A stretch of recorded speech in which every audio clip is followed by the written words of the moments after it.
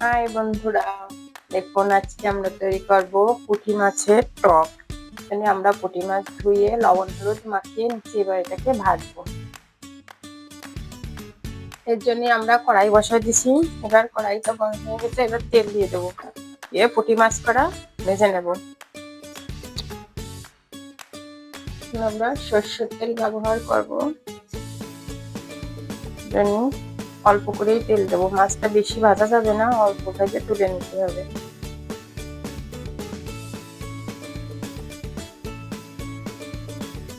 আমাদের তেলটা গরম হবে, হলে আমরা মাছ করা দিয়ে দেবো। দেখুন মাছগুলো আমি মাছকে দিয়ে দিচ্ছি। মাছগুলো আমরা ভেজে আস্তে আস্তে করে তুলে নিচ্ছি। মাছটা বেশি ভাজবো না, অল্প ভাজা দেবো।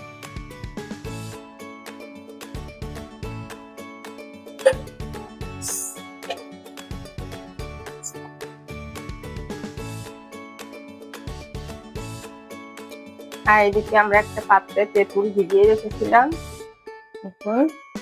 তেঁতুলটা এবার একটু গুলে নেবো, নিয়ে পিঠাগুলো ফেলে দেবো, দিয়ে আমরা একটু টকের জল দেবো।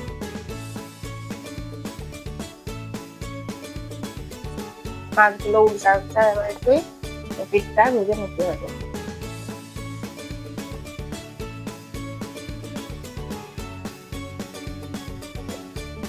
সুন্দর করে 2 পিস মাছের ভেজে নেবো আমরা।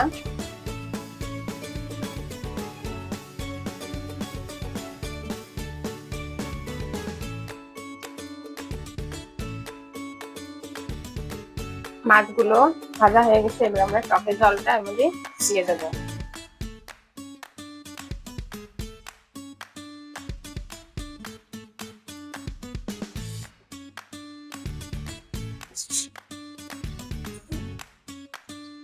জল দিয়ে দিছি, এবারে একটু হলুদ দেবো, লবণ দেবো।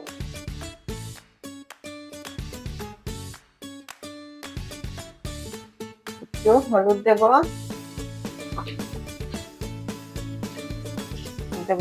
লবণ।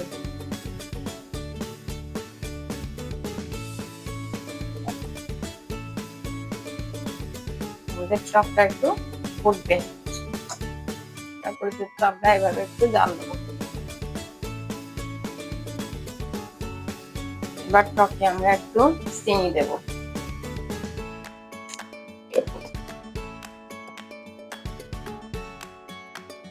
দেখুন বন্ধুরা, টকটা এরকম জাল হচ্ছে, মাছ এরকম টক জাল হবে কিছুক্ষণ, তারপরে আমরা ফোড়ন দেব।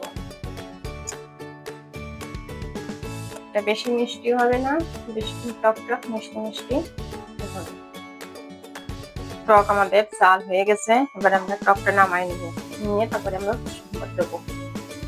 বন্ধুরা, টকটার বোতল হচ্ছে, আমরা এবার তেল দিয়ে দিলাম, অল্প করে তেল দেবো।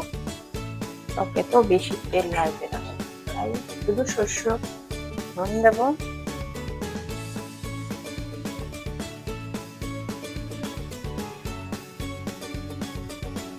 তেলটা একটু গরম হতে দেবো,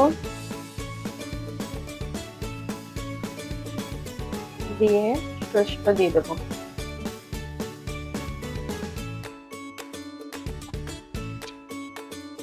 এবার দিয়ে দেবো দুটো শুকনো মরিচ।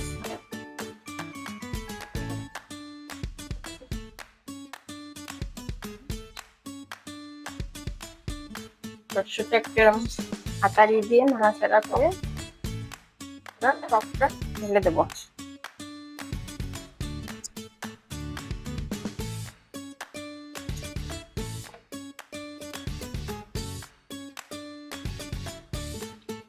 নামাই নেবো এবার পুঁটি মাছের টকটা।